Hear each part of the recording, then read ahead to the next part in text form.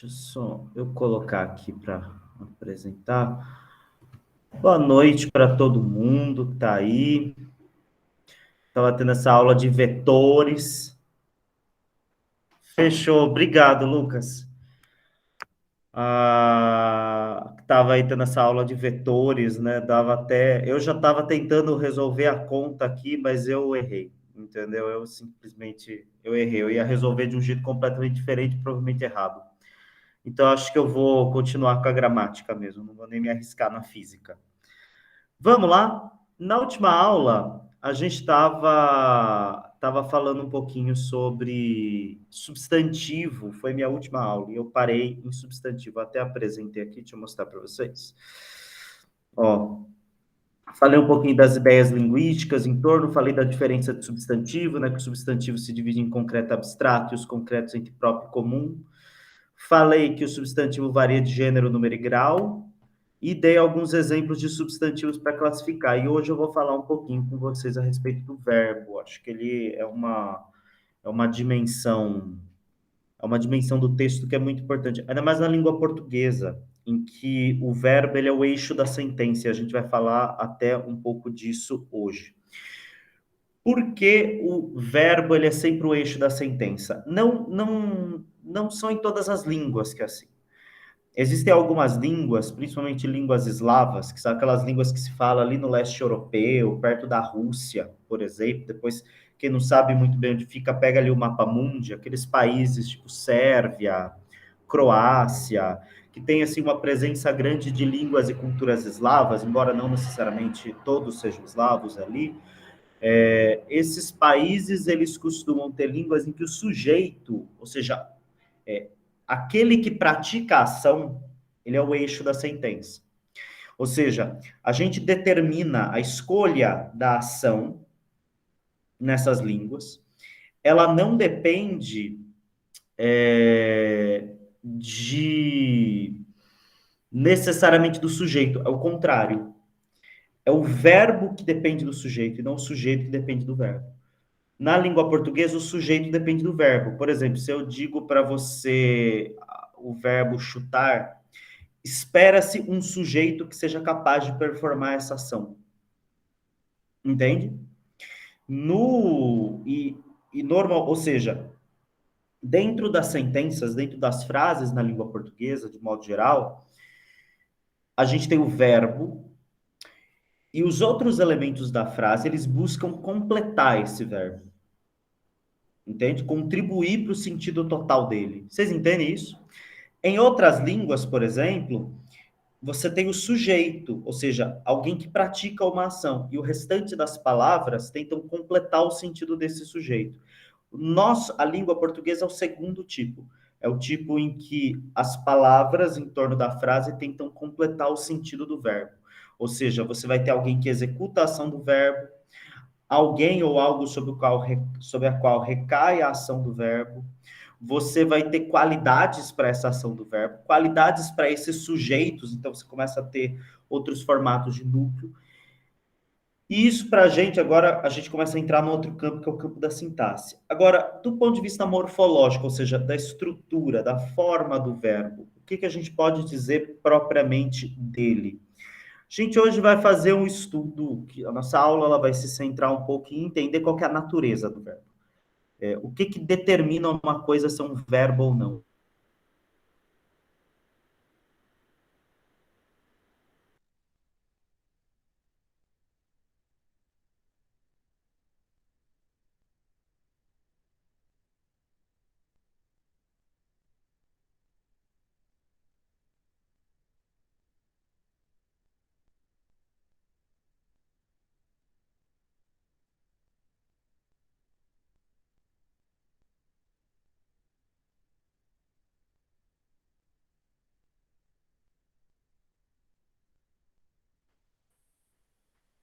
Voltou? Estou conseguindo me escutar? Sim. Qual foi a última coisa que vocês me escutaram falar? Porque eu tenho a impressão de que eu fiquei há muito tempo falando. Até eu perceber que estava sem conexão. Vocês escutaram a minha definição de verbo?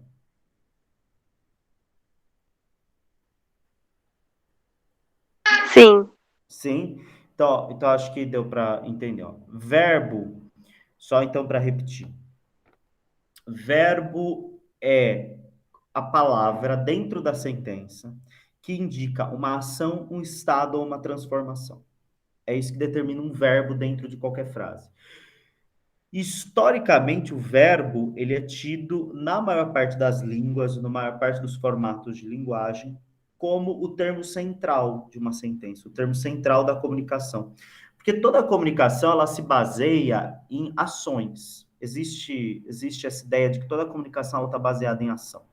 Não faz sentido ter comunicação sem você pressupor que a pessoa para quem você está se comunicando ela não vai ter ação nenhuma, ou reação, porque uma reação é uma ação, mesmo com espanto, ou entendimento, qualquer coisa que a outra pessoa faz quando te escuta é uma ação. Então, se entende que a linguagem, ela é pautada em ação, e por ser pautada em ação, ela necessariamente precisa do verbo. E no caso da língua portuguesa, mais ainda, porque na língua portuguesa o verbo é o eixo de todas as sentenças.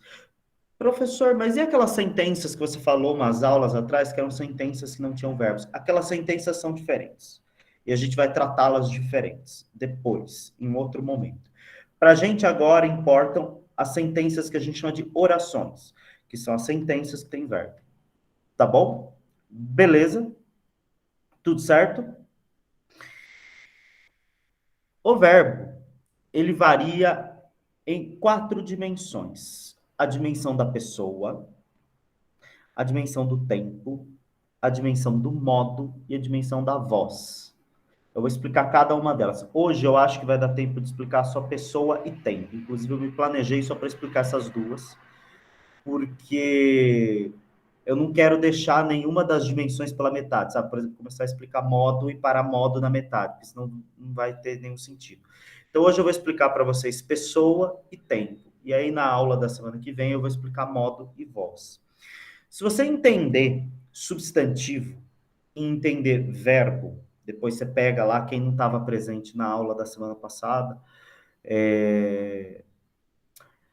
Se você não entende, se você entender verbo, que eu vou começar hoje, e substantivo, você entende qualquer uma das outras classes gramaticais. As outras classes gramaticais são bem mais simples, bem menos complexas, e elas têm muito mais uma função de agregar na sentença ao sentido ou do substantivo ou sentido do próprio verbo. Então, se você entender essas duas principais classes gramaticais, você resolve a maior parte dos problemas em gramática. E aí depois a gente vai fazer uma sessãozinha de exercícios na aula que vem. Tá bom? Beleza? Alguma pergunta até aqui? Não. Não? Então, só para recapitular, para deixar claro, o verbo ele varia de pessoa, tempo, modo e voz, e verbo é qualquer frase, é qualquer palavra em qualquer sentença que indique ação, estado ou transformação.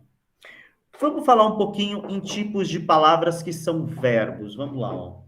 Se vocês fossem indicar para mim, ó, põe aí no chat. Não precisa falar no microfone se não quiser. Põe aí no chat. Palavras que vocês sabem que são verbos. Vocês sabem indicar para mim palavras que vocês têm certeza? Você fala, professor, eu acho que isso é um verbo.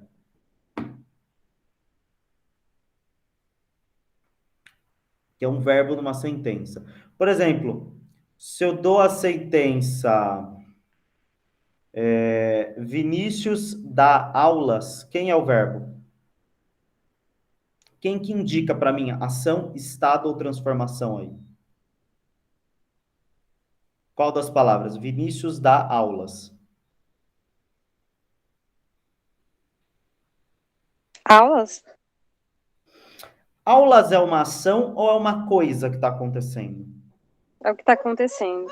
É o que está acontecendo, é uma coisa, então. Não é exatamente a ação, porque aula, ó, veja, aula não é exatamente uma ação, né? Aula não é exatamente uma ação. Por que aula não é uma ação?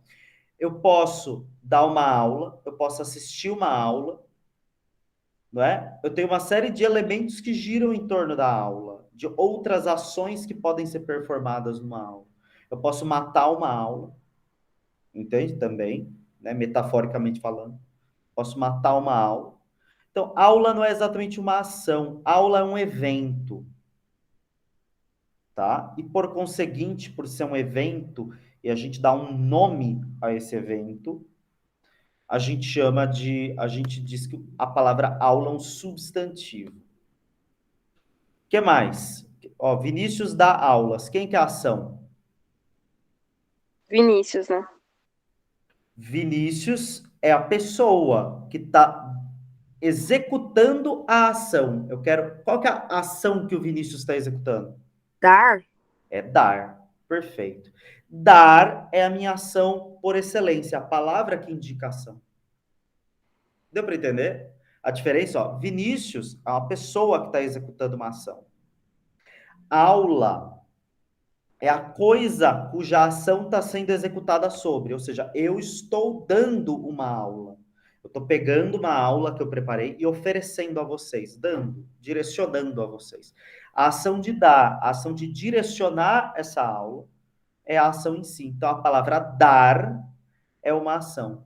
A gente identifica verbos, na verdade, tem uma forma de se identificar verbos. É qualquer palavra que pode ser dada na terminação de ar, ó, ar, er, ir. Qualquer ação que pode ser dada. Então, por exemplo, ó, eu tenho o verbo dar, isso é um verbo, por exemplo. A gente diz que esses verbos, eu quero que vocês anotem isso. Todo termo que termina em ar, er, ir, a gente chama de infinitivo. Então, por exemplo, dar é um verbo, cair é outro verbo, correr é outro verbo. Eu tenho ações, ó, ele indica ações. Quando você escuta qualquer uma dessas palavras, você imagina alguém executando a ação, né? Correr, você imagina alguém correndo. Quando você fala cair, você imagina alguém caindo. Eu não sei exatamente quem que está caindo, nem exatamente, eu não sei exatamente quem que está correndo e para onde está correndo, mas eu sei que a ação, eu sei o que que esse sujeito está fazendo, esse sujeito imaginário que eu criei na minha cabeça, na hora de imaginar a ação do verbo, tá? Então, a gente diz que esses verbos, eles estão no infinitivo, quando eles terminam com ar, er e ir. Todos os verbos têm uma forma do infinitivo. Todos os verbos têm forma infinitiva. O que que é a forma infinitiva? Ó, anota aí também que é muito importante. É a forma que a gente diz de neutra, a forma zero do verbo. É como se o verbo ele tivesse estável e ele ainda não foi usado. Você sempre pega verbos na forma do infinitivo para fazer isso. E aí você pode maleabilizar, você pode de alguma forma alterar a forma da palavra verbal para poder indicar outras coisas, tá? Então essa é a ideia de verbo. O verbo ele varia segundo pessoa, tempo, modo e voz e ele tem uma forma zero, uma forma neutra, que é o infinitivo, que pode ser ar, er e ir. Dá outros exemplos de verbo para mim além desses que eu dei. Eu dei o correr, o cair e o dar. O que mais? Dançar. Dançar é outro verbo. O que mais?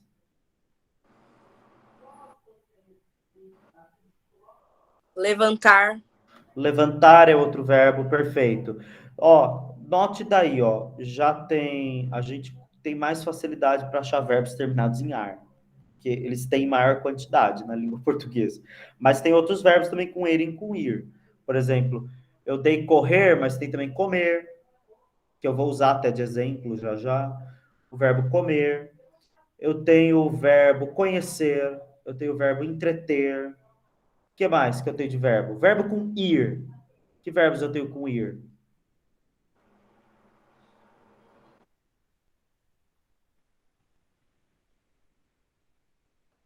Eu tenho cair, o que mais? Tenho sair,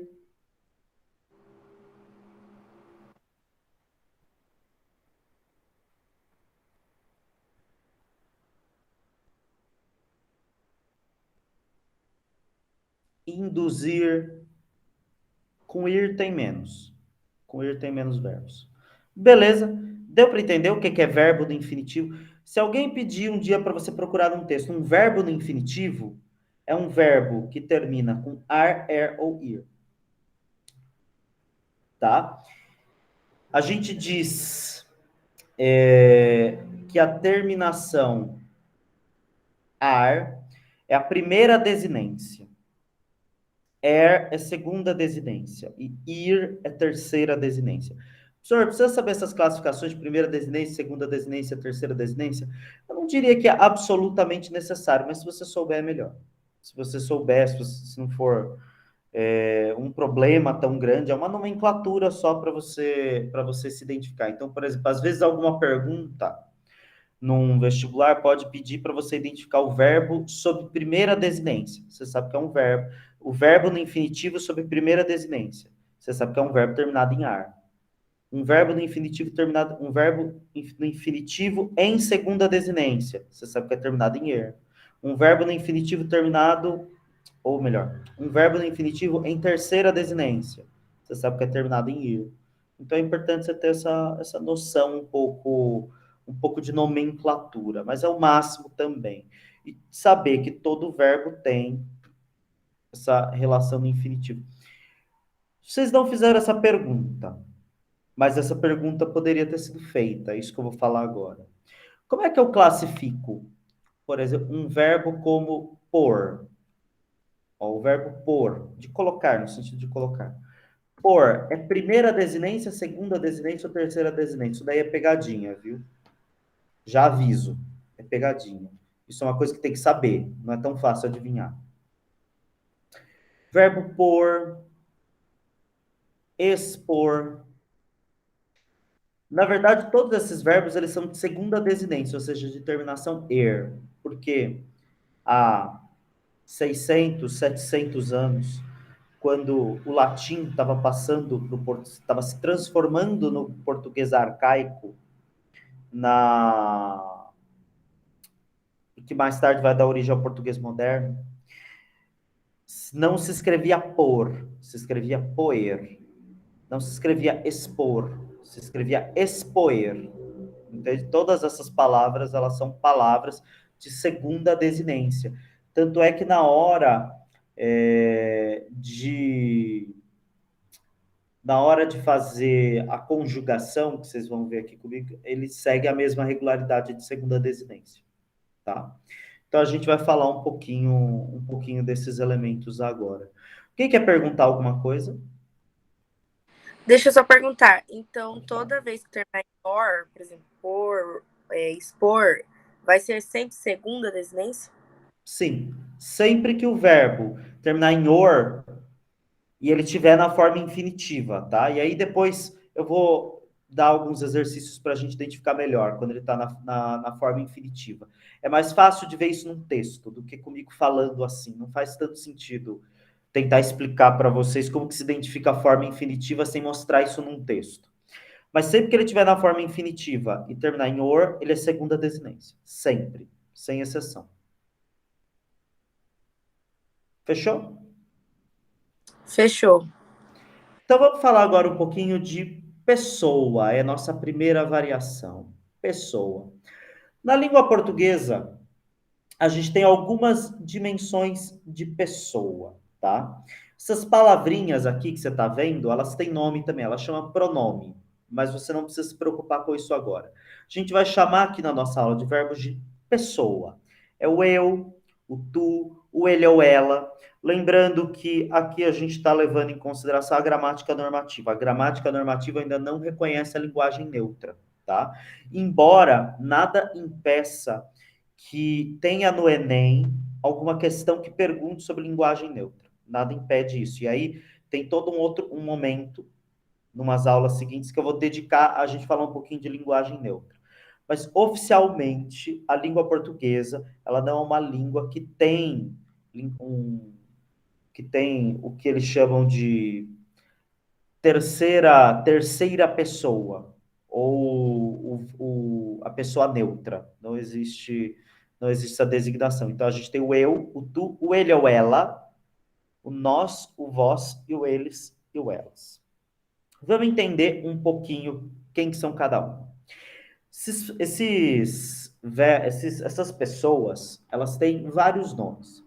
Do ponto de vista morfológico, ou seja, da classificação gramatical, a gente chama isso daqui de pronome.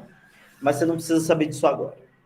Quando a gente está lidando com essas palavrinhas e elas estão em relação a um verbo, a gente chama isso daí de sujeito, ó, vou escrever aqui, ó. Sujeito deítico.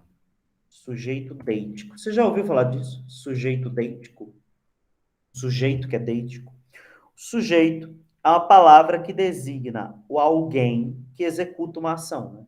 Isso é um sujeito na língua portuguesa. Um sujeito deítico é um sujeito vazio. Vou te dar um exemplo. Estou eu aqui conversando com a Júlia. Ó, estou aqui travando um diálogo com a Júlia. E me digam se vocês não entenderem essa analogia que eu fizer, tá? Estou eu aqui travando um diálogo com a Júlia, conversando. Ó, enquanto sou eu que estou falando, ó, o eu da conversa é o Vinícius. Eu sou o eu da conversa. A partir do momento que a Júlia passa a falar, vocês percebem que ela passa a ser o eu da conversa? Todo mundo percebe isso? Sim. Sim. O que acontece? Isso é sedêntico, significa que é um sujeito vazio. Ele é preenchido não por algo específico, mas por quem enuncia. E aí o que acontece? Ó, todo eu, se eu estou me colocando como ser de linguagem no mundo, isso pressupõe de que existe alguém com quem eu estou conversando. Mesmo quando são as vozes da sua cabeça. Você meio que se divide, você conversa consigo mesmo, você é essa pessoa que fala sozinho. Não sei você, eu falo sozinho. Eu vou Eu só aqui. falo sozinha. Também fala sozinha, Júlia. Quando a gente fala sozinho, a gente se divide em dois, não se divide? Porque existe um Vinícius, né? Existe um Vinícius que está falando, e um Vinícius para quem eu me dirijo quando eu estou falando sozinho. Ou um Vinícius ideal. Ou um sujeito imaginário que eu criei. Então eu me divido em dois quando eu estou conversando com alguém. A mesma coisa acontece quando eu estou dentro de uma situação. Se eu estou falando agora, a Júlia, por exemplo, é o tu. E a partir do momento em que a Júlia passa a falar, o tu, ou seja, o interlocutor, sou eu. E o ele normalmente indica o assunto ou objeto do qual se fala. É isso que é primeira, segunda e terceira pessoa. Primeira pessoa é quem enuncia. Você pode anotar aí. A segunda pessoa é quem escuta, é quem se destina o enunciado. Enunciado é aquilo que é falado. O enunciado. E terceira pessoa é o objeto do qual se fala. Sempre que você vai falar de alguém que não está presente dentro da situação, você vai notar que você usa o ele, ou as terminações referentes ao ele. Ele ou ela. Então, isso é a primeira, segunda e terceira pessoa. A primeira pessoa, ela tem singular e plural. Segunda pessoa também, e a terceira também. Ou seja, a pessoa, ela varia de número. Ou seja, entre ser singular e plural.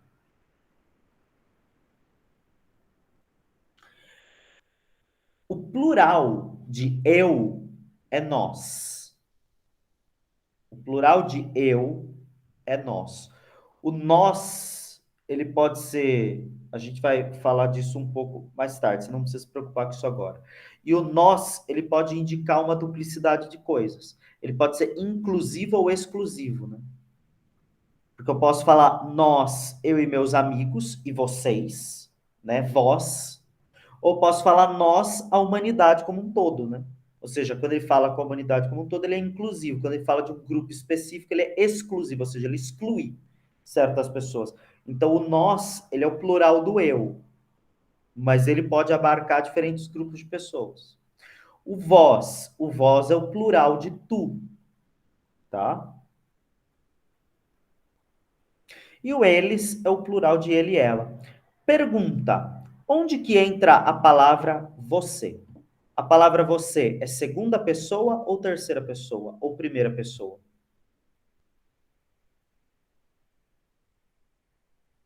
Segunda? É segunda pessoa. Perfeito, Júlia. É segunda pessoa.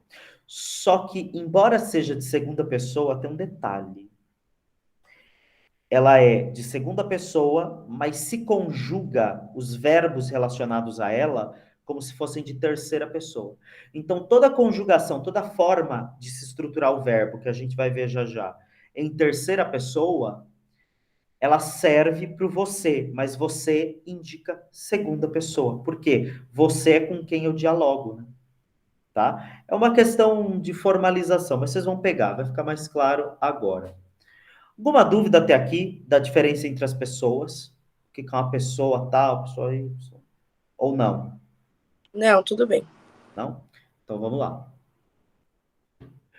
A pessoa, ela varia, e eu coloquei aqui 3 idiomas para a gente ver a variação de pessoas. Eu acho que é interessante ver como as pessoas variam e como os formatos de se estruturar essas palavras, elas variam. Tá? Inclusive, dá uma dimensão para a gente de como a língua portuguesa é um pouco diferente de outros formatos, né? E por aí vai. O que significa isso? Ó, vamos pegar. Eu peguei aqui o verbo comer. No infinitivo é comer, verbo de segunda desinência. Então, se eu for conjugar no presente, ó, fazer uma conjugação no presente, não se preocupa com o tempo agora, porque eu vou explicar o tempo depois. Mas vou fazer uma conjugação do presente. Do verbo comer, eu vou falar eu como, certo? Tu comes. Ele come. Nós comemos. Vós comeis. Opa, eles comem. Peraí, eu fiz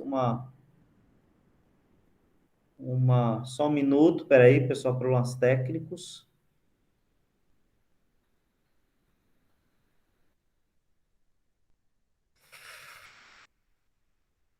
Comem. Peraí. Esse aqui é nós usamos. Problemas técnicos aqui.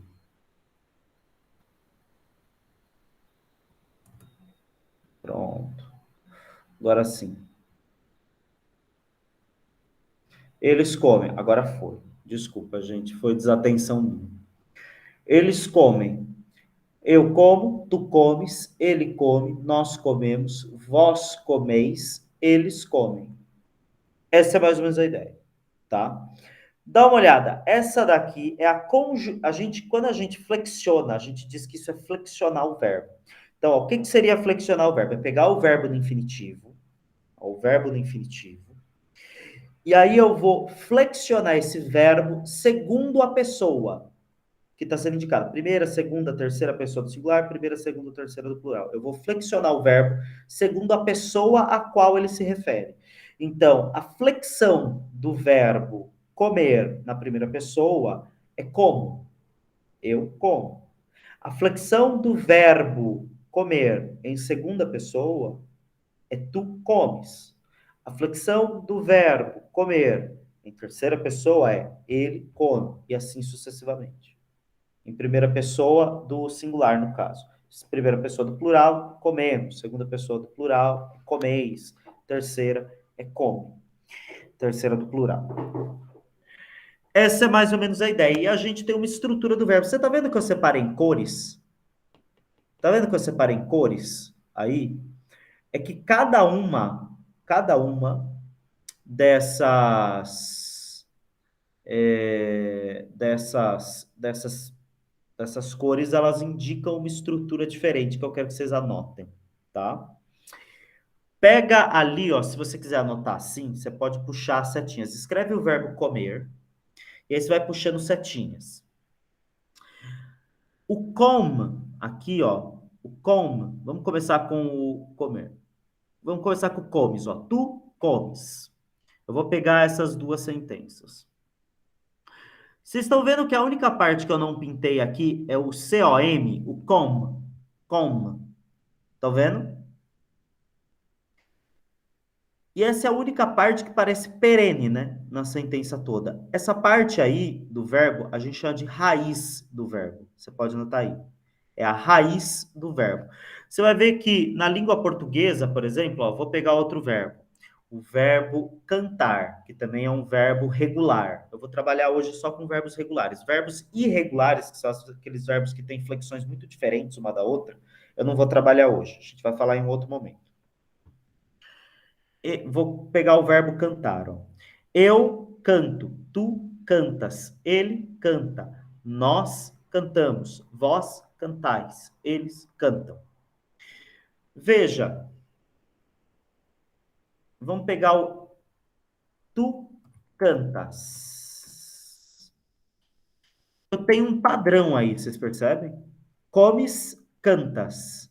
Eu tenho a raiz, que é o cant, uma vogal que me indica primeira, segunda ou terceira desinência, e a desinência de pessoa, que é o S, né? A mesma coisa acontece aqui. Eu tenho o com, que é minha raiz, o E, que é minha desinência, que é o meu marcador de desinência. A gente chama isso de vogal temática. Essa vogal que aparece no meio do verbo, entre a raiz e a desinência da pessoa, a gente chama de vogal temática. E isso que está em vermelhinho, a gente chama de desinência de pessoa. Você note uma coisa, ó, eu coloquei o como, ó, do eu como, em roxo. E aqui, no come, ele come, eu não tenho desinência de pessoa. Qual que é a diferença entre esses dois, o eu e o ele, por exemplo? Qual que é a situação entre o eu e o ele? Para a gente entender um pouquinho melhor. A situação é que, no primeiro, a gente diz que a desinência de pessoa mais a vogal temática, elas estão fundidas em uma letra só. Vamos colocar assim, um som só. Que é o de como. Por isso que ele está em roxo. É porque entenda que esse roxo é a junção da vogal temática mais a desinência de pessoa. E no ele, eu tenho vogal temática, mas a minha desinência de pessoa, a gente diz que é nula. Desinência nula. Porque ela meio que está ali, mas não está. Por isso ela é nula. Vamos voltar então, ó. Eu tenho a raiz, a vogal temática e a desinência de pessoa formando a minha flexão verbal. Todo verbo se flexiona com essas três coisas: com raiz, com vogal temática e com desinência de pessoa. Certo? Certo? Certo. Ninguém quer perguntar nada? Até agora tudo certo? Então, beleza. Ó, eu posso ter outros verbos, eu posso conjugar outros verbos. Eu usei o cantar, né? Eu posso pegar um verbo, por exemplo, assistir. Você vai ver que todos eles... Ah, e quando é de segunda desinência, vamos pegar o correr, vai. Que é um verbo também de segunda desinência, ou seja, ele é terminado em er, é de segunda desinência, er. Você vai ver que se conjuga igual, a finalização é igual. Eu corro, tu corres, ele corre, nós corremos, vós correis, eles correm. Sempre termina igual. Quando é verbo regular, sempre termina igual. Eu posso fazer uma pergunta? Pode. Então, deixa eu só entender. O que está em vermelho é a desinência, é isso? Desinência de pessoa, De tá? pessoa. E Porque o que tá em azul é a vogal temática? isso, perfeito. O que está em azul é a vogal temática. O ali na primeira pessoa, de como, ele está em roxo, porque a gente diz que na primeira pessoa, a vogal temática e a desinência de pessoa, elas vêm fundidas. Elas formam uma letra só, tá? Não existem duas letras. Ah, ok. Tá? E aí tem uma coisa, ó, uma coisa interessante, ó. Eu corro, tu corres, ele corre, nós corremos, vós correis, eles correm, tá? Alguma coisa do tipo. Você pode pegar qualquer verbo de segunda desinência que seja regular, você vai ver que ele termina do mesmo jeito. Essas desinências e a vogal temática não muda, ela é sempre igual, sempre igual. Tanto é que a desinência de pessoa não muda quando você tem um verbo de primeira desinência. Vamos pegar o cantar. Eu tenho um verbo de primeira desinência. A desinência aqui, ela não muda a desinência de pessoa, mas a vogal temática sim, porque ela passa a ser o A, a vogal temática. Então, ó, eu canto. Até aí terminou com o, é a fusão entre a desinência de pessoa e a vogal temática.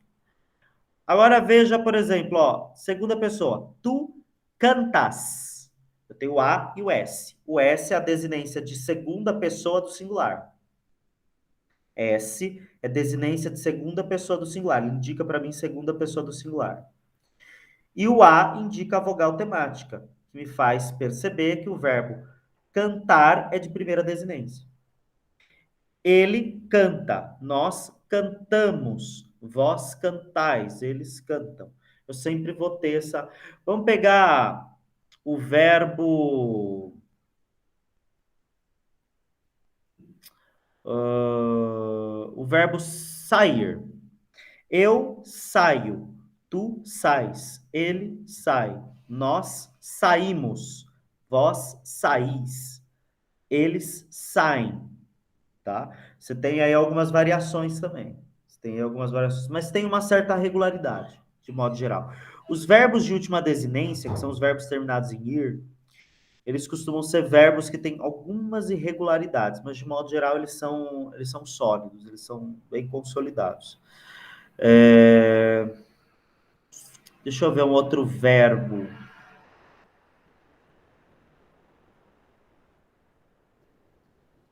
O verbo.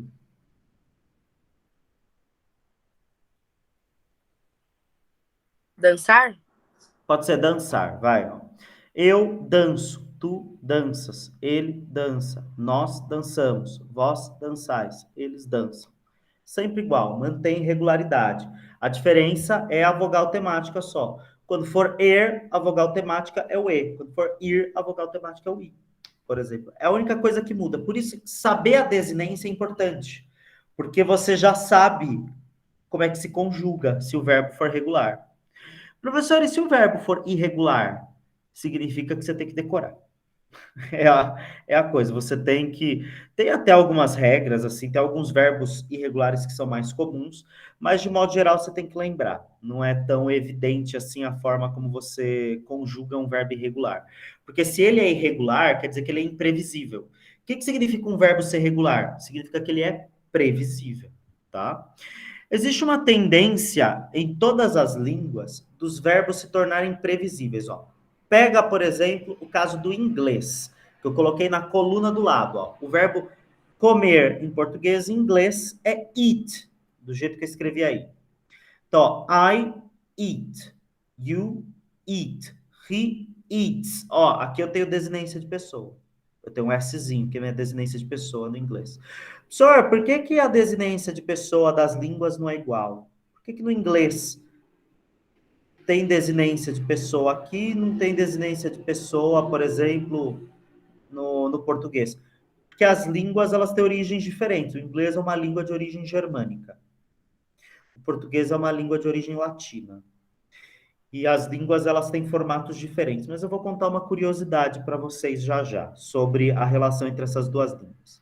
Mas ó, aqui eu tenho desinência de pessoa. We eat, you eat, they eat.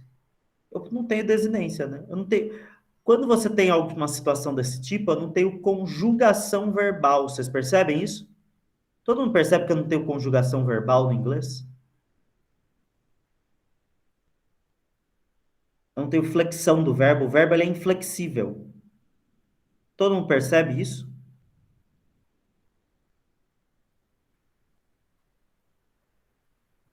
Por que, que o verbo é inflexível? Porque eu não tenho nem desinência de pessoa, de modo generalizado.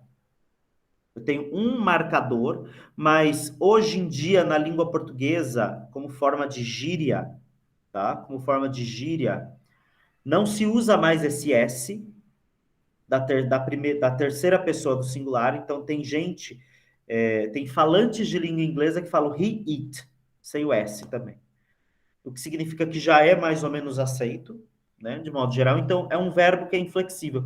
O que torna obrigatório, o que torna obrigatório sempre você ter a pessoa junto do verbo. Então, eu nunca posso escrever it simplesmente. Eu tenho que indicar I eat ou you eat. Eu sempre preciso da junção entre os dois. Eu sempre preciso da junção entre os dois. Diferentemente do português, né? Eu posso escrever uma frase como Eu posso falar, eu como batatas. Essa é a frase. Eu posso simplesmente falar, como batatas? Eu posso falar isso? Não. Eu posso falar? Não, na língua portuguesa, se eu falo, como batatas. Sua mãe pergunta, o que que você vai comer hoje? Como batatas. Isso é possível na língua portuguesa. Ah, Você entende isso, né? sim, sim. Você entende isso? Acho que todo mundo entende. Agora, no inglês, isso não é possível. Você sempre precisa do I junto. Enquanto no português eu posso dispensar o eu, que é o meu marcador de pessoa, eu posso ter o. Eu posso ter ou não o eu. No inglês, eu necessariamente tenho que ter o I, eu tenho que ter o you, eu tenho que ter o he, eu tenho que ter o we. Por quê? Porque como o verbo ele é inflexível, eu só sei a qual pessoa se refere se eu escrevo na frase quem é a pessoa do verbo. Se eu indico a pessoa do verbo, tá? No português, não. No português, como eu tenho desinência de pessoa, eu consigo deduzir qual que é a pessoa do verbo. Se eu escrevo só comes, eu sei que é a segunda pessoa. Se eu termino com o, eu sei que é a primeira pessoa. Se eu termino só com e, ou com a, ou com i, entendeu? Só com a vogal temática, eu tenho desinência de pessoa nula, eu sei que é a terceira pessoa do singular. Se eu termino com mos, primeira pessoa do plural. Se eu termino com is, segunda pessoa do plural. Se eu termino com M só, ele é o indicador de desinência, eu sei que é terceira pessoa do plural. Tá certo isso? Deu para entender? Sim. Sim. Agora, ó, uma última coisa. Dá uma olhada no francês, que é a terceira coluna. Em francês, comer é manger. Se escreve assim, ó. Manger. E eu conjugo também, ó. Você vê que eu tenho vogal temática, inclusive vogal temática igual para todas as pessoas. E aí o que muda só, ó, o que muda só são as desinências de pessoas. Como é que se lê cada uma dessas coisas, ó? Je mange, eu como. Tu manges, eu não pronuncio S. Eu não falo tu manges, eu falo tu manges. Il mange. Nous mangeons. Vous mangez. Il mange. Você percebeu, ó? Mange no primeiro, ó. Vou colocar aqui, não sei se dá para ver. Mange, mange, mange, mangeons, manger, mange. Você percebeu que tem um som bastante regular? É difícil só escutando eu distinguir quem é a pessoa.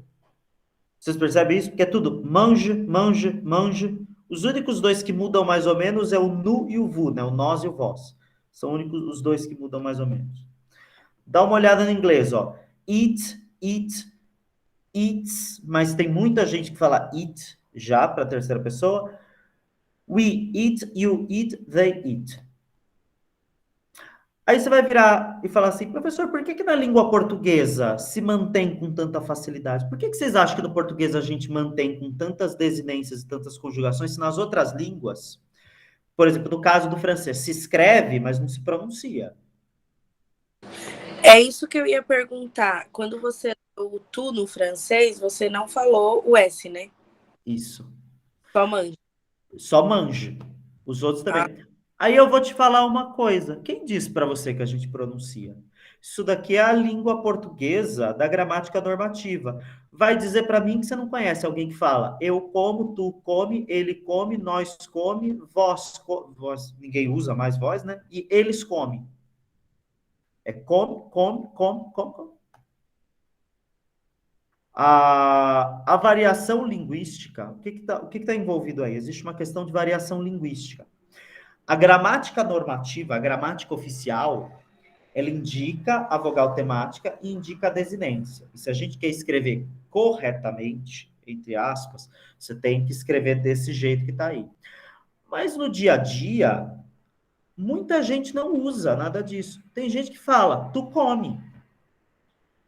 Como fala ele come. Ou como fala nós come. Ou eles comem. Tem gente que fala isso. Isso é muito normal. Muito normal em vários lugares do país.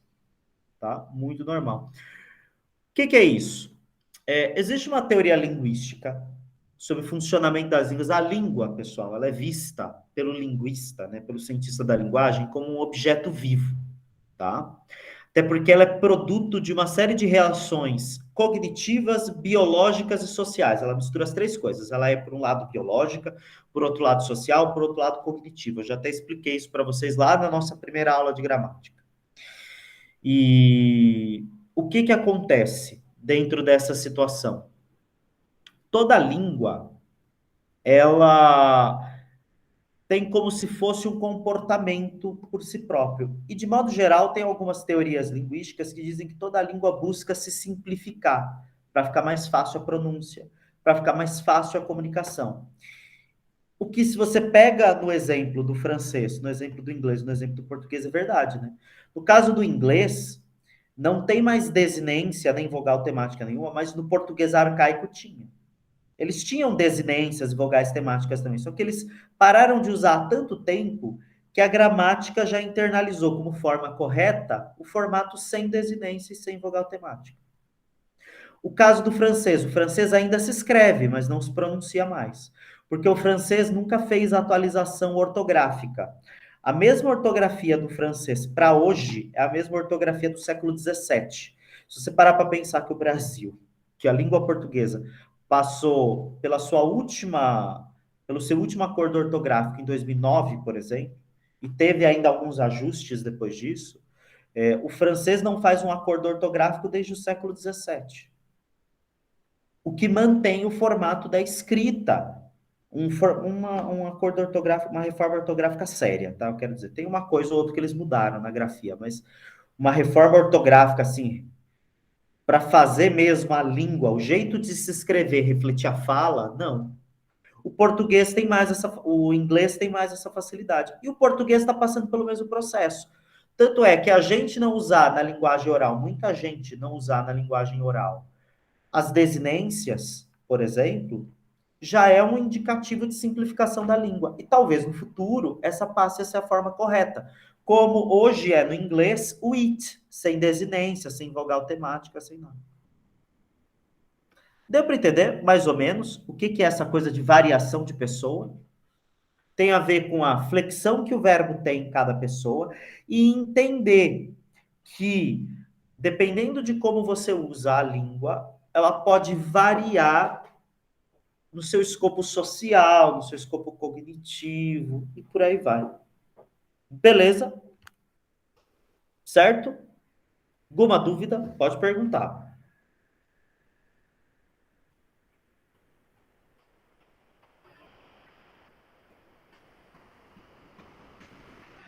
Tudo certo? Fechou, então.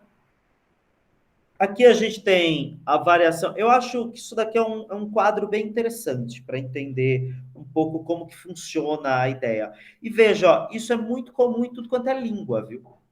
Isso é muito comum em tudo quanto é língua, principalmente nas línguas neolatinas. Toda língua neolatina, o verbo, ele tem uma raiz, uma vogal temática e uma desinência de pessoa. Né? Alguma coisa que designa a pessoa a qual se usa. Porque no latim era assim.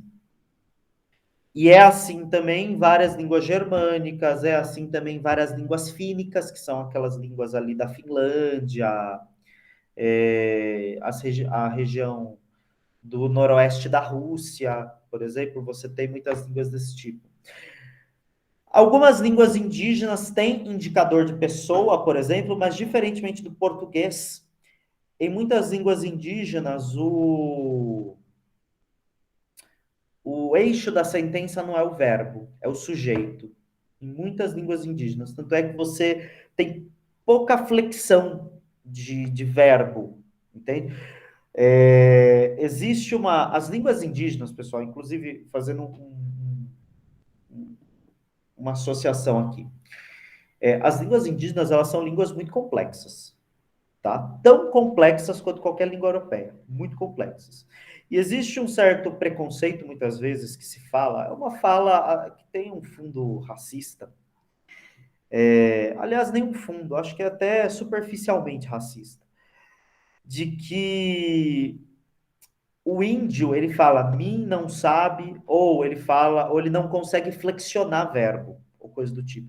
Isso tem uma razão linguística, isso não é porque o índio ele é burro, entendeu? Tem gente que acha que o índio, que tem populações indígenas, por exemplo, alguém que não tem a primeira língua como português, um, um, um nativo indígena que não tem o português como primeira língua, tem, sei lá, o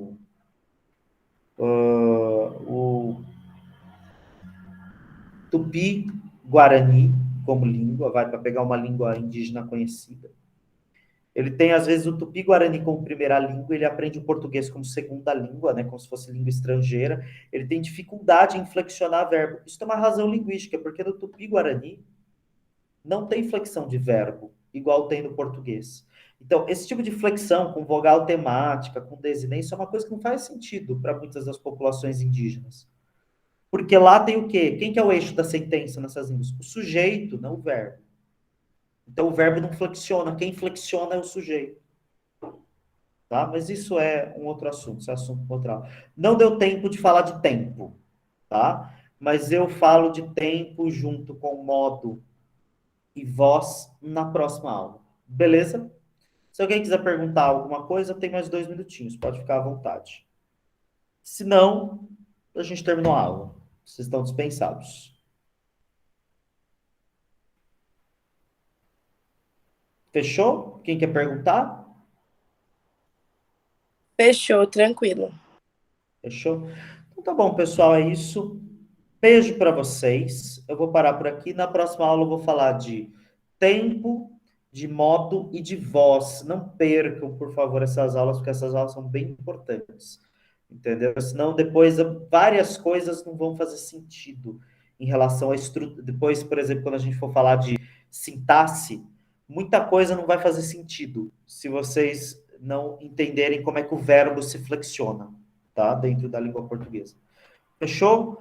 Então tá bom, ó. Boa semana para vocês. Até semana que vem. Até mais.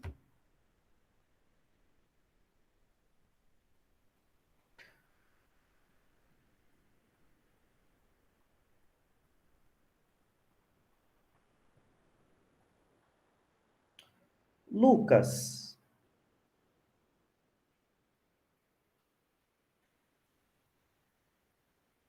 Lucas?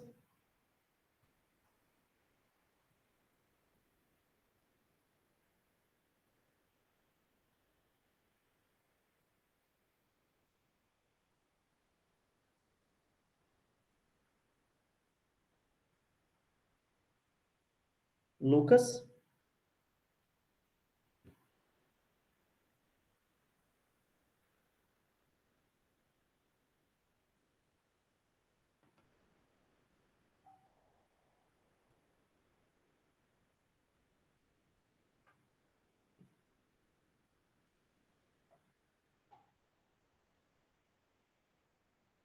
Lucas?